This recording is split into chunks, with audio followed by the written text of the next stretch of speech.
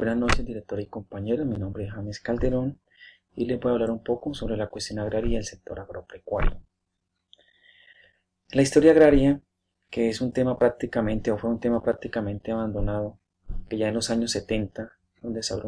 se abrió una trocha muy grande en el contexto del debate de si la sociedad colombiana era feudal, semifeudal o capitalista, y si estaba o no nominada por el imperialismo. Fue allí donde Bejarano se recreó, recogiendo los principales elementos para construir una historia de la cuestión agraria ligada a la discusión de los orígenes de la industrialización y de los obstáculos estructurales que el sector agropecuario imponía a un proceso de modernización que la burguesía industrial debía liderar. El régimen agrario, que es parte de la premisa de la transición hacia la economía industrial, supone unas relaciones con el exterior diferentes de las que existían hasta los años 30, cuando el desarrollo colombiano era inducido en lo fundamental por impulsos exteriores, que al ser reconocidos estos impulsos por el sector exportador, se encargaban de ordenar las relaciones económicas internas. Considerando que el tipo de relaciones con el exterior cambia durante la transición, pues es el elemento dinámico de la acumulación ha de interiorarse y de trasladarse a los sectores internos. Ello supone, por lo tanto, la existencia, sino la creación de un sistema de impulsos interiores fundados sobre la posibilidad del dominio de la esfera de la realización interna. Se interesa entonces en los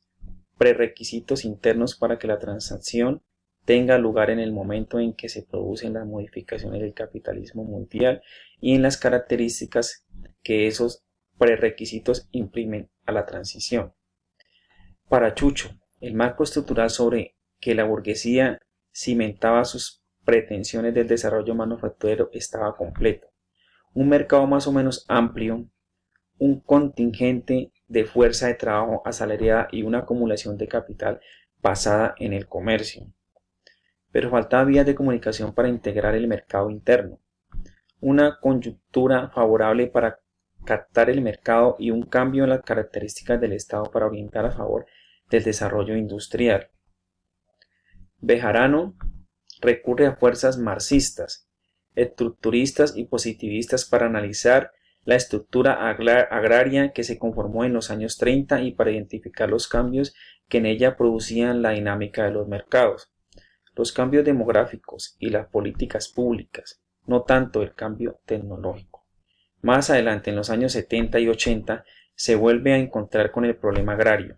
y lo trató hasta sus análisis más recientes sobre la violencia en el sector rural.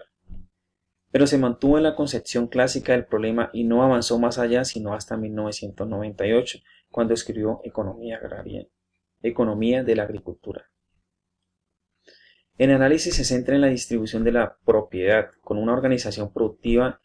en la era inherente y en las relaciones de trabajo predominantes, determinadas por la vocación exportadora de la economía nacional. Aquí introduce desde el comienzo la diferenciación de las estructuras agrarias. La cafetera de Hacienda, la cafetera de Occidente, basada en pequeñas propiedades, la de la zona bananera, el latifundio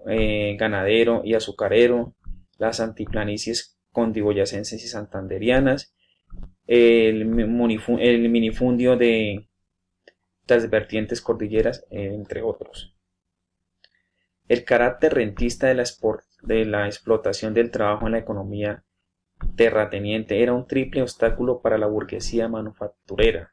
sustracción de la fuerza del trabajo del mercado, monetizando de bienes manufactureros y reducción de su movilidad ocupacional. Enfrentamiento en el monopolio terrateniente de ineficiencia productiva traducida en precisiones salariales de los sectores no agrícolas para la indemnización de la oferta. En cambio, Bejarano fijó así los términos del problema agrario, los obstáculos que la estructura agraria impone al desarrollo económico y social de nuestro país. Por ello analiza con cuidado las diversas aplicaciones de este régimen agrario, tomando como referencia análisis y percepciones de Alejandro López, y se enfrenta entonces a las dimensiones del problema agrario, donde saca a relucir sus capacidades interpretativas de los instrumentos de la economía y de la lógica del desarrollo capitalista. La cuestión agraria se situaría en la doble nivel respecto del orden de preocupaciones de la burguesía, el desempleo y las descomposiciones campesinas, que no eran más que las dos caras en las que se resolvía el hecho fundamental de la capacidad del sector industrial para integrar productivamente los efectos del desarrollo agrícola en el curso de su propia acumulación. Alrededor de estos dos problemas y de la preocupación por los movimientos del comercio exterior, giraron las estrategias de políticas económicas de los 70 en términos de los intereses de clase que predominaban en la formulación de políticas. Estas consideraciones lo llevan a recordar el debate de Yeras-Kohl acerca del diagnóstico del problema del desarrollo, donde lo que estaba en discusión eran las alternativas de solución del desempleo, señalada que la opción yerista o reforma agraria y fortalecimiento de las pequeñas propiedades triunfó sobre la de Kohl, gran propiedad capitalista y fuerte migración rural-urbana, con estímulo a sectores urbanos de baja composición técnica de capital por ser políticamente más realistas. Este triunfo canceló el debate, pero no resolvió los problemas y la década se cerró en el desempeño como la cuestión relevante, fenómeno parecido al de hoy, aunque en otro contexto, por supuesto, que es lo que estamos viviendo actualmente. En su balance sobre el malestar rural en los años 20 y 30, tema que solo en los 70 despertó suficiente interés académico e histórico, le da gran importancia a los análisis sobre el café y la evolución de las haciendas cafeteras que destacaron el papel del campesino y de sus luchas día a día. Anota que muy recientemente se empezó a relacionar el tema de la violencia de los 50 con las luchas agrarias de los 30, y que aunque las descripciones de esos procesos han sido evidenciadas, las explicaciones causales son aún bastante débiles. Durante el siglo XIX no hay en Colombia ciencias agropecuarias ni innovaciones que las asimilen, y no encuentran ningún éxito en el intento de reproducir los elementos de las dos revoluciones agrícolas señaladas, por lo menos hasta la Guerra de los 1000 días. ¿Qué pasó eso? Fueron señaladas las dos anteriores. Nuestra agricultura registraba un notable atraso técnico y el movimiento científico que había iniciado en la expedición botánica se había interrumpido con las guerras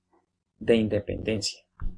Además, los intentos de mantener publicaciones que divulgan conocimientos sobre las agriculturas tampoco prosperaron en el siglo XIX, de lo cual hace relatos detallados. Fueron muchos los obstáculos para difundir y practicar los adelantos técnicos en la agricultura que ya se practicaba en Europa y en Estados Unidos. Compañeros, esto fue mi aporte, espero que sus comentarios y